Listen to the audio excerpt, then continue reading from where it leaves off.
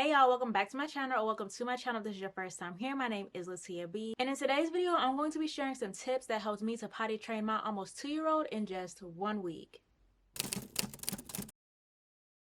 I first want to start out by saying that every child is different, so if your child is not yet ready to potty train, do not worry, they will eventually get there. For me, there were 3 overall things that were extremely important during this potty training process, and they are patience, practice, and positive reinforcement. The most important thing that I believe helped my almost 2-year-old catch on quickly to potty training is introducing him to the toilet early, but having patience and waiting for him to show me signs that he was actually ready to really go hard with potty training. Potty training starts long before you sit them on the pot and they go pee for the first time. Around the time that he started walking, we had him come into the bathroom with us, be it myself or my husband, so that he can get used to the process of going to the bathroom, flushing the toilet, and washing his hands. Repeatedly doing this helped to reinforce the idea of actually using the toilet, and it also helped to get him familiar with the sound of the toilet flushing. For many toddlers, the sound of the toilet flushing is a very scary sound, so if they can get used to it while you're in the bathroom with them, then it'll be easier for them to be familiar with it when they start going on their own. When he turned about 18 months, I did buy him a toilet seat, but I did not buy one of the little potties like this one here. I instead opted for one that actually goes on the big toilet, which I bought from Amazon, and it looks like this. And that's because I did not want to have to transition him twice. I know some people believe in having a potty and just taking it into different areas of the house, but I wanted him to know that we use the toilet in the bathroom, not in the living room, not in the playroom, not in the family room, but in the actual restroom. He was afraid of it at first because it just wasn't something that he was used to, but over time he became familiar with it and actually started to enjoy sitting on it. In addition to this, I taught him the sign for potty, and I've been teaching him baby sign language since he was born. I wanted to ensure that he had a way to communicate with me in the event that he wasn't able to verbalize it. And back then when I was first introducing the potty to him, he wasn't saying the word potty, so him being able to sign potty was very important to me.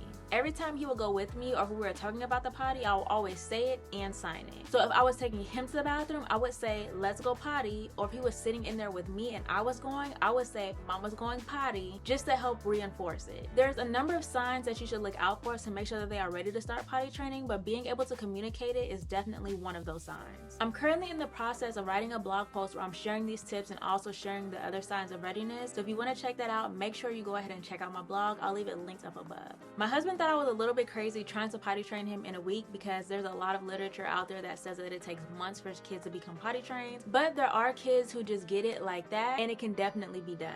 Either way it goes, patience is key, and it's important to not make them feel stressed out about the process and for you to not feel stressed out about the process as well. This brings me to the second P, practice. Since he was already familiar with the potty and showing several signs of readiness, last week I decided to just go for it, and it was like potty training boot camp up in here. Trust me, it's not as bad as it sounds. I did quite a bit of research on different potty training techniques, and there are a lot out there along with courses that people are selling to teach you how to potty train your child. But in all honesty, if you do some research and you look through the free material, you can definitely find a method that works for you. I wound up buying this book because it came highly recommended, but you can also find more information about it online for free. However, if you are interested in checking this book out, I will leave the link down in the description for you. I decided to go about using this method along with the bare bottom method, and it is exactly what it sounds like. His bottom was bare. The method outlined in this book requires you to stay home for 3 consecutive days, with potty training being your primary focus. That means limited phone use, so you can always have your eyes on your child, no TV, and nothing else that will be a distraction for them or for you. I'm a stay-at-home mom, so I knew that this method would work well for me, but if you work outside of the home, I definitely recommend that you do this on a long weekend. This book gives you information on how to prepare for the 3 days, so what to do before the 3 days, during, and after the 3 days. I kind of just skimmed it and then kind of just winged it and did what I felt would be best for my son. We started on a Monday, and that morning I took him into the bathroom and I repeated the phrase, if you have to go pee, we use the potty.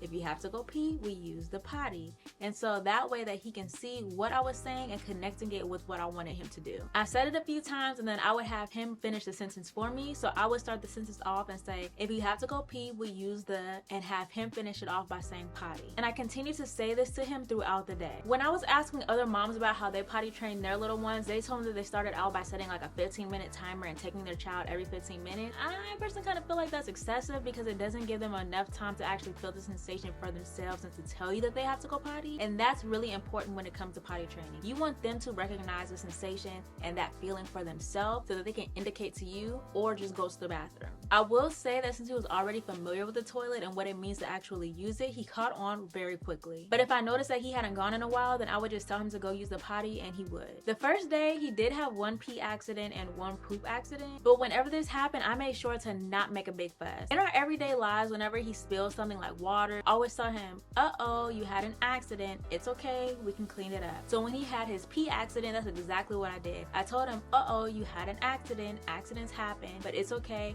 we can clean it up. But you have to remember that pee goes in the potty. That's exactly what I would say to him, and eventually it kind of just clicked for him. When it came to the poop, I ain't gonna lie to y'all, that caught me so off guard. I had like one of those type moments, and I had to really collect my thoughts and regain my composure before proceeding with interacting with him, because I didn't want him to feel like he was getting in trouble or anything like that. The main reason being because when he did poop, he felt so bad. He was like, oh mama, sorry.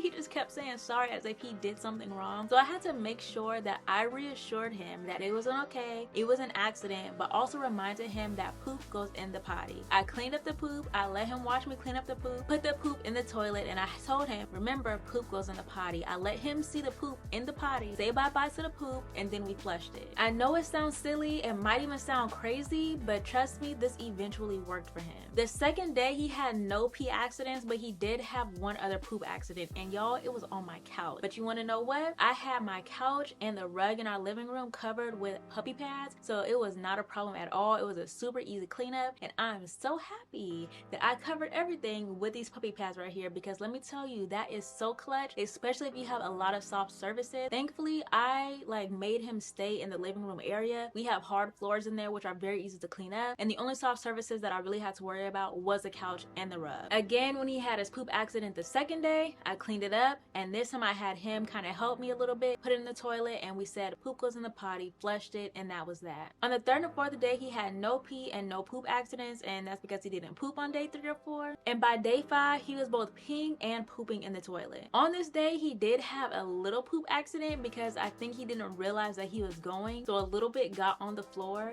but then he just kept saying potty, potty, so we took him to the potty, and to our surprise, he actually pooped in the potty. And the rest has been history. Since that day, he has both been peeing and pooping in the potty. He's also been staying dry throughout the night. And this brings me to the third P of positive reinforcement. Every time he peed, I would sing a song and just make a big deal of him peeing in the toilet. I knew I didn't want to use any of the methods like candy or stickers or anything like that, and I wanted to do something that he already enjoys doing, and he loves to sing and he loves to dance. Some toddlers might need something a little more novel, so you'll really just have to figure out what works for your child when it comes to positive reinforcement piece. I know some moms who do a jar filled with toys from the dollar store, or some moms give their child an M&M depending on the age of the child, or some other type of candy that they would like. When he goes poop on the potty, we go all out, singing, a huge dance party, the whole 9. During the time that he was having his poop accidents, I actually asked over on Threads for some tips on to help him to go poop in the potty, and one mom suggested using bubbles because it naturally helps them to relax their body and actually go to the bathroom. However, my son thought the bubbles were so fun, so now the bubbles are now a part of our celebration. So when he goes pee, he gets 1 wand worth of bubbles, but when he goes poop, he gets the whole bathroom pretty much filled with bubbles. We also were so proud of him that we wound up giving him a small piece of cake, but having this positive reinforcement has actually made him want to go to the bathroom, because when he goes, he will always ask for bubbles, or he will ask for the song or start singing the song. So he knows that if he does this thing, he will get this other thing that he really enjoys.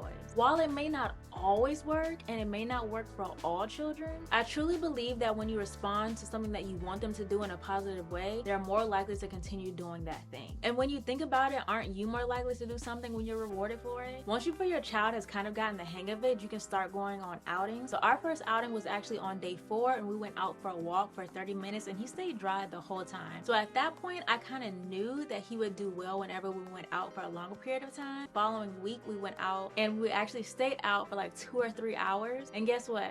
Again, he stayed dry the entire time. I don't know if it's because he thinks he only can pee in his own potty or if he just doesn't like public bathrooms, because every time I did try to take him to the bathroom while we were out, he just was not having it. He wound up just holding it until we got home. This past weekend, we did go out for a family day and we were out for maybe a good 4 or 5 hours. I did pack some things to make sure that we were ready just in case he had an accident, and I will share that in a later video. But to my surprise, again, he stayed dry the entire time. And even when we went out that time, I was contemplating on if I wanted to put him in a diaper as we drove to where we were going, because it's quite a bit of a drive to where we needed to get to. But I decided, you know what? Nope, I do not want to compromise this progress that we have made. I just dressed him in some very loose fitting pants and I put a puppy pad in his car seat just in case he did have an accident. And that entire day, he was dry. So I definitely think that it is safe to say I successfully potty trained my almost 2-year-old in just a week, and I am extremely proud of him. And it's all because of the patience, the practice, and the positive reinforcement, and how it can go a long way when it comes to this transition. Potty training is a huge transition and it really shouldn't be taken lightly. This is because for a lot of toddlers, it marks the end of an era. They're no longer a baby and they're entering toddlerhood where they're gaining their independence and they're starting to depend on you a little bit less for those things that they are so used to you doing for them.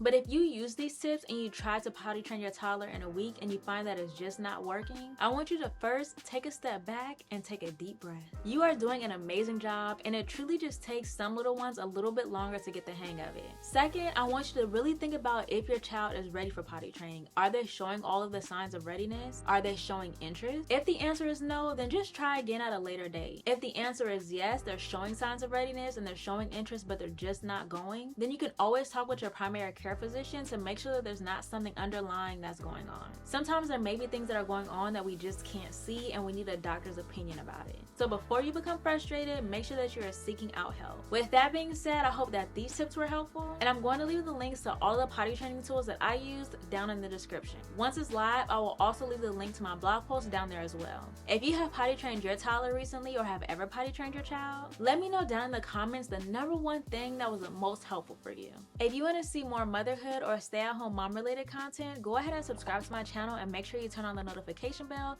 so you can be notified whenever my next video goes live. And with that, thank you so much for watching this video. I will see you in my next one, and do not forget to stay dazzling.